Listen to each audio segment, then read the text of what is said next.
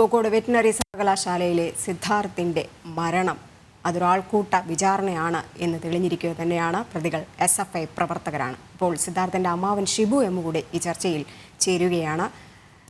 ഷിബു, താങ്കളുടെ ദുഃഖത്തിനൊപ്പം ജനം ടിവിയും ഒപ്പം ഈ കേരളം ഒന്നാകെയും ചേരുകയാണ്. താങ്കളുടെയും താങ്കളുടെ കുടുംബത്തിൻ്റെയും ഒക്കെ തന്നെ ഇനിയും ഇത്തരത്തിലുള്ള ഒരു അനുഭവവും ഒരു മാതാപിതാക്കൾക്കും ഒരു കുടുംബാംഗങ്ങൾക്കും ഉണ്ടാകാതിരിക്കട്ടെ എന്ന് തന്നെ പറയാം. ഇവിടെ ചോദിക്കാനുള്ളത്, ഇപ്പോൾ നിങ്ങളിതൊരു ദുരൂഹ മരണമായിട്ടായിരുന്നു ആദ്യം, അല്ലെങ്കിൽ ഇതൊരു ആത്മഹത്യയായിട്ടായിരുന്നു ആദ്യം ഇത് കണക്കാക്കിയത്. അവസാനം ഇതിൽ പരാതിയൊക്കെ കൊടുത്തതിന് ശേഷമാണ് ഇതിൽ ദുരൂഹതകൾ ഉണ്ട് എന്നറിഞ്ഞത്. ഇപ്പോൾ പ്രധാന പ്രതി പിടിയിലായിട്ടുണ്ടെങ്കിലും ഇനിയും നിരവധി പേർ പിടിയിലാകാനുണ്ട് എന്നാണ് പറയുന്നത്. ഏത് തരത്തിൽ നിയമ പോരാട്ടം കടുപ്പിക്കാനാണ് തീരുമാനം?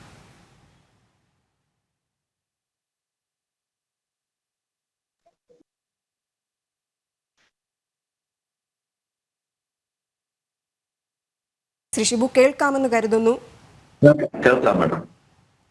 ഇപ്പോൾ എന്തായാലും ഈ സിദ്ധാർത്ഥിന്റെ മരണത്തിൽ പ്രധാന പ്രതി അടക്കമുള്ളവർ പിടിയിലായിട്ടുണ്ട്. ഇനിയും നിരവധി SFI വിദ്യാർത്ഥികൾ ഇതിൽ പിടിയിലാകാനുണ്ട് എന്നാണ് നേരത്തെ കൽപ്പറ്റ ഡിവൈഎസ്പി പറഞ്ഞിട്ടുണ്ടായിരുന്നത്. ഇനി ഏത് തരത്തിൽ നിയമ പോരാട്ടവുമായി മുന്നോട്ട് പോകാനാണ് കുടുംബം ഉദ്ദേശിക്കുന്നത്?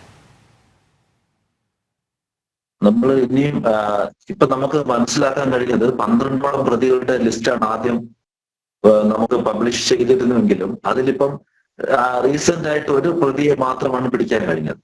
നേരത്തെ പിടിച്ചിരുന്നത് 6 പേര്, ഇതിൽ ലിസ്റ്റിൽ ഇല്ലാത്ത 6 പേരാണ്.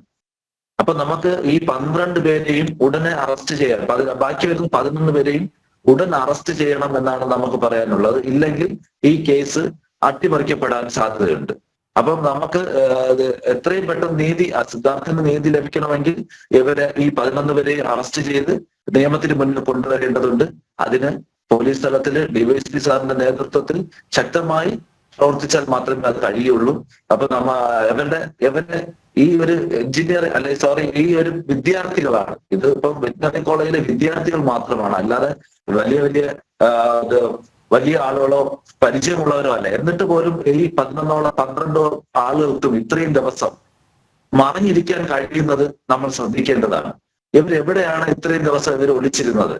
നമ്മുടെ പോലീസ് സംവിധാനമൊക്കെ വളരെ വലുതാണെന്ന് നമ്മൾ വിശ്വസിക്കുമ്പോഴും 11 പേര് ഈ പോലീസിന്റെ കൺമുറ്റത്ത് തന്നെ 12 പേര് കൺവെട്ടത്ത് തന്നെ പല സ്ഥലങ്ങളിലായിട്ട് ഒളിച്ചിരിക്കുന്നുവെന്ന് നമുക്ക് ഷിബു പറഞ്ഞോളൂ. ഇത് ഉടനെ കണ്ടെത്തി അത് നമ്മുടെ നിയമത്തിന്റെ മുന്നിൽ അവരെ കൊണ്ടുവരികയും, അതോടൊപ്പം തന്നെ നമ്മളുള്ള ആശങ്ക എന്ന് പറയുന്നത് ഈ കേസിൽ കുറച്ചുപേര് ഹൈഡ് ചെയ്ത് ഇരിപ്പുണ്ട്. ഒന്നാമത്തെ കാര്യം നമ്മൾ ഇന്നലെയും പറഞ്ഞതാണ്, നമ്മുടെ ആ കോളേജിന്റെ ഡീന്. പുള്ളി ഈ കാര്യങ്ങളിൽ സജീവമായ ഇടപെടലുകൾ നടത്തിയിട്ടുള്ള വ്യക്തിയാണ്. ഇദ്ദേഹത്തിനെ അറസ്റ്റ് ചെയ്യുകയോ അല്ലെങ്കിൽ അദ്ദേഹത്തിന് ചോദ്യം ചെയ്യുകയോ അദ്ദേഹത്തിന് FIR ഇടുകയോ ചെയ്തിട്ടില്ല. അദ്ദേഹത്തിനെതിരെ ഇതുവരെയും കേസ് രജിസ്റ്റർ ചെയ്തിട്ടില്ല. രണ്ടാമത് അവിടുത്തെ ഫിസിക്കൽ എഡ്യൂക്കേഷൻ ടീച്ചറായ കാന്തനാഥൻ, അദ്ദേഹത്തിനെതിരെയും ഇതുവരെയും കേസ് രജിസ്റ്റർ ചെയ്തിട്ടില്ല. അദ്ദേഹവും ഡീനും ഡയറക്ടർ അല്ലെങ്കിൽ അവരുടെ MHന്റെ മെൻസ് ഹോസ്റ്റലിന്റെ വാർഡൻ ആരാണെന്ന് ഇതുവരെയും വെളിപ്പെടുത്തിയിട്ടില്ല. അത് ആരാണെന്ന് അറിയില്ല. വാർഡൻ എന്ന് പറയുന്നത് ഡീൻ എന്ന് പറയുന്നു, എങ്കിലും ഒരു അസിസ്റ്റന്റ് വാർഡൻ ഉണ്ടാവും, അത് ആരാണെന്ന് അറിയില്ല.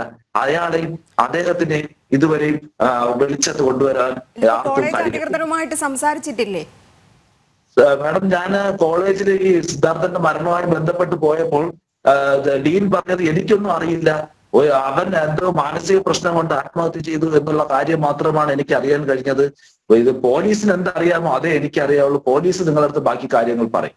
ഞാൻ പറയും, സാറേ അതല്ല, എനിക്ക് ആ കുട്ടി നിങ്ങൾ പറയുന്ന സ്ഥലത്ത് സൂയിസൈഡ് ചെയ്ത സ്ഥലം എനിക്ക് കാണണം, ആ റൂം കാണണം, അല്ലെങ്കിൽ അവന്റെ കുട്ടികളെ കൂടെയുള്ളവരെ കണ്ട് സംസാരിക്കണം. അതിനൊന്നും കഴിയില്ല. ഇതിനെല്ലാം നിങ്ങൾ പോലീസുമായിട്ട് സംസാരിക്കുക, പോലീസാണ് അതിനെ അനുവദിച്ചു തരുവുള്ളൂ. എനിക്കൊന്നും അറിയില്ല. നിങ്ങൾ സുൽത്താൻ ബത്തേരിയിൽ പോവുക, അവിടെ കുട്ടിയുണ്ട്, ഞാനും അവിടെ വരുന്നുണ്ട്. ഈ ഒരു നിലപാട് ഇന്ന് വരെ, കഴിഞ്ഞ ഞായറാഴ്ച വരെ ആ കോളേജിൽ നിന്നും ഒരു പ്രതിനിധികളോ ഒരു അനധ്യാപക ആരും വിളിച്ചിട്ടില്ല. ഞങ്ങളെ ഫോണിൽ വിളിക്കുകയോ സംസാരിക്കുകയോ ചെയ്തിട്ടില്ല. ഞായറാഴ്ചയാണ് ഒരു സ്പെഷ്യൽ ബ്രാഞ്ച് ഓഫീസർ ഇവിടെ വന്നിട്ട് നിങ്ങളുടെ ഇന്ന കോളേജിലെ ഡീനിന് ഇവിടെ വരണം, നിങ്ങൾ എന്തെങ്കിലും ചെയ്യുമോ എന്ന്, നിങ്ങൾക്ക് എന്തെങ്കിലും ഒരു SIയെയും കൂട്ടി ഇവിടെ വരികയും കാര്യങ്ങൾ സംസാരിച്ചു. അപ്പോൾ പോലും ഈ സിദ്ധാർത്ഥന്റെ അമ്മയോട് തന്നെ അദ്ദേഹം പറയുന്നു, എനിക്കിപ്പോഴും കാര്യങ്ങളൊന്നും അറിയില്ല. പിന്നെ എന്തിനാണ് ഈ ഒരു ഇതേപോലുള്ള ഒരു പ്രസ്ഥാനത്തിൽ ഒരു ഇത്രയും വലിയ കേരളത്തിൽ പേര് കേട്ട ഒരു യൂണിവേഴ്സിറ്റിയുടെ കീഴിലുള്ള ഒരു സ്ഥാപനത്തിന്റെ ഡീനായിട്ട് അദ്ദേഹത്തിന് ഇരിക്കാനുള്ള യോഗ്യത എന്താണെന്ന് എനിക്ക് ഇപ്പോഴും മനസ്സിലാകുന്നില്ല. അതിനെക്കുറിച്ച് നിങ്ങൾ മനസ്സിലാക്കേണ്ടതാണ്. ഇദ്ദേഹത്തിന് ശരി ശരി, എന്തായാലും ശിബു താങ്കളുടെ ആ ഒരു വിഷമം ഞങ്ങൾക്ക് മനസ്സിലാകും. ജോർജ് ജോസഫിലേക്ക് പോവുകയാണ്. ജോർജ് ജോസഫ്, ഇപ്പോൾ ഈ കൂടുതൽ അന്വേഷണം സിദ്ധാർത്ഥിന്റെ അമ്മാവൻ പറഞ്ഞ വാക്കുകൾ കേട്ട് കാണുമെന്ന് കരുതുന്നു. ഈ സംഭവം നടന്നിട്ട്, അതിക്രൂരമായ ഒരു സംഭവം നടന്നു കഴിഞ്ഞിട്ട് ഇതുവരെയും ഈ കോളേജ് അധികൃതർ ഒരു ആൾ പോലും ഈ വീട്ടിലേക്ക് വന്നിട്ടുമില്ല, അന്വേഷിച്ചിട്ടുമില്ല. ഒപ്പം ആ വാർഡനെ അടക്കം, വാർഡൻ ആരാണ് എന്ന് ചോദിച്ചിട്ട് പോലും അതൊന്നും തങ്ങൾക്കറിയില്ല, ആ പേര് പോലും പറയാൻ തയ്യാറാകുന്നില്ല. എന്തുമാത്രം ക്രൂരതയുടെ തെളിവുകളാണ് ഈ കോളേജ് അധികൃതർ പോലും കാണിക്കുന്നത്? അവിടെ വളരെ ഒരു ഭീകര അന്തരീക്ഷമാണ്. SFIയുടെ നേതാവ് അവിടെ വന്ന് കിടക്കുകയാണ്. അങ്ങേർക്ക് എന്താണ് അവിടെ വന്ന് കിടക്കേണ്ട ഒരു ആവശ്യം?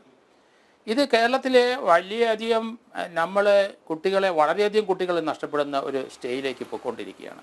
എത്ര കോളേജിലാണ് ഇതുപോലെ കുട്ടികൾ ഇതുപോലെ വേദന അനുഭവിച്ച് കൊല്ലപ്പെട്ടു പോയത്? എത്ര സ്ഥലത്ത് ABVP ആയാലും ശരി, അല്ലെങ്കിൽ KSU ആയാലും ശരി, SFI ആയാലും ശരി, കുട്ടികൾ നമുക്ക് നഷ്ടപ്പെട്ടുകൊണ്ടിരിക്കുകയാണ്.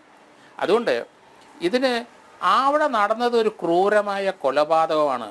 അത് തീർച്ചയായിട്ടും ആ രീതിയിലെ പോലീസ് കാണണം. കൽപ്പറ്റ DYSP ആണ് ഈ കേസ് അന്വേഷിക്കുന്നതെങ്കിലും അതൊരു മർഡറാണ്.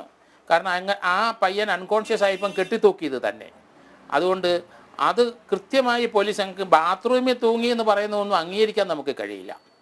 കാരണം അതൊരു അബറ്റർ അവിടുത്തെ സാറുമാരും അവിടുത്തെ കോളേജ് യൂണിയൻ ഭാരവാഹികൾ, കുട്ടികളല്ല, കോളേജിലെ ട്രേഡ് യൂണിയൻ സംഘടനകൾ, അവരും പ്രിൻസിപ്പളും അവിടുത്തെ ഓരോ സാറുമാരും അബറ്റർമാരുടെ റോളാണ് ചെയ്തിരിക്കുന്നത്. അവരെ തീർച്ചയായിട്ടും ഈ കുട്ടിയുടെ മരണത്തിന് ഉത്തരവാദി ആ സാറുമാർ കൂടെയാണ്. അവരിങ്ങനെയുള്ള കാര്യങ്ങൾ പോലീസിൽ അന്നന്ന് അറിയിക്കാനുള്ള അവർക്ക് ബാധ്യതയുണ്ട്. അവർ ഭയപ്പെട്ടിരിക്കുകയാണ് ഈ വിദ്യാർത്ഥികളെ. കേരളത്തിലെ എല്ലാ കോളേജുകളിലും എല്ലാ സ്ഥലത്തും യൂണിയൻ സ്ഥാപിക്കാൻ വേണ്ടി ഓരോരുത്തർ ഭയപ്പെടുത്തി അവരുടെ കീഴിലേക്ക് കുട്ടികളെ കൊണ്ടുവരുന്ന ദൃശ്യമാണെന്ന് കണ്ടേ.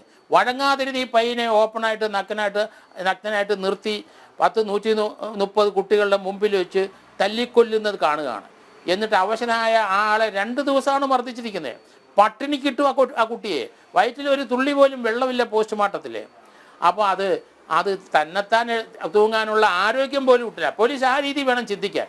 നമുക്ക് ആൾക്കൂട്ട കൊലപാതകം ജൂലൈ മുതൽ പുതിയ നിയമം വന്നെങ്കിൽ വധശിക്ഷയാണ് പറഞ്ഞിരിക്കുന്നത്. ഇത് കുട്ടികളുടെ കളിയല്ല. ഇത് ക്രിമിനലായിട്ട് സ്കൂൾ ലെവലിൽ കയറി വന്ന കുട്ടികളാണിത്. കാരണം ആ മൈൻഡുള്ളവരാണ് ഇവിടെ.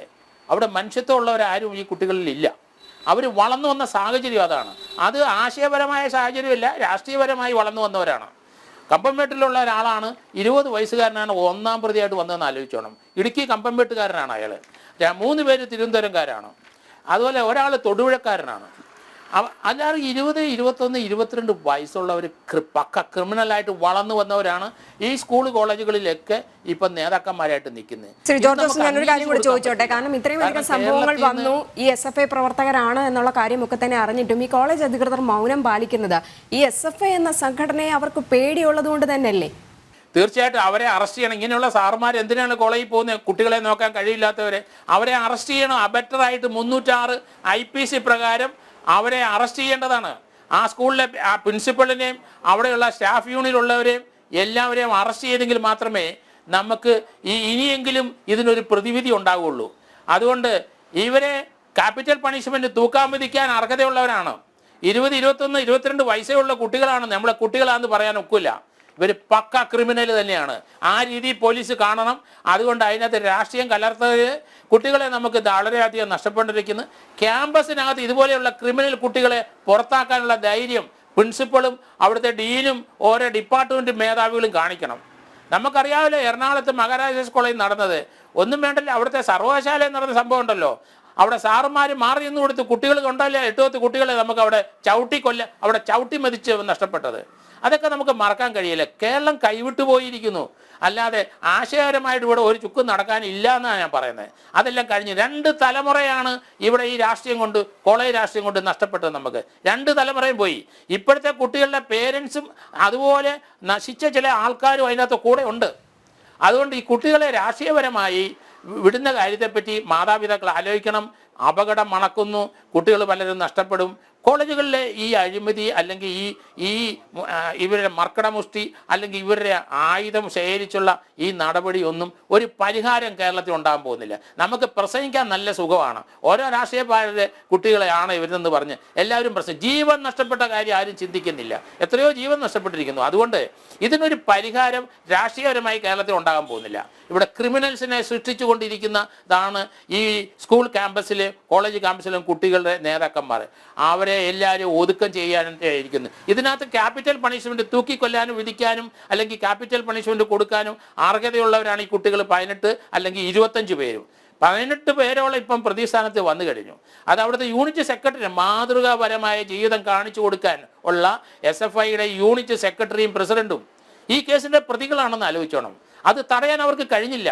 അവരാരും മനുഷ്യരല്ല, മനുഷ്യത്വം ഇല്ലാത്തവരാണ്. അവർ പക്ക ക്രിമിനൽ മൈൻഡായിട്ട് വളർന്നു വന്നവരാണ്. അതുകൊണ്ടാണ് ഇത്ര ശക്തമായി പറയുന്നത് നമുക്ക് ഇതിൻ്റെ ഒരു പരിഹാരമില്ല. അതുകൊണ്ടാണ് ഹൈക്കോടതി എത്രയും പെട്ടെന്ന് ഇതിൻ്റെ അകത്തും ഭരണഘടനാപരമായി ഇടപെടണം. രാഷ്ട്രീയപരമായി ഇതിനൊരു പരിഹാരം കേരളത്തിലുണ്ടാകാൻ പോകുന്നില്ല. 2 തലമുറയെ നമുക്ക് നഷ്ടപ്പെട്ട് കഴിഞ്ഞു.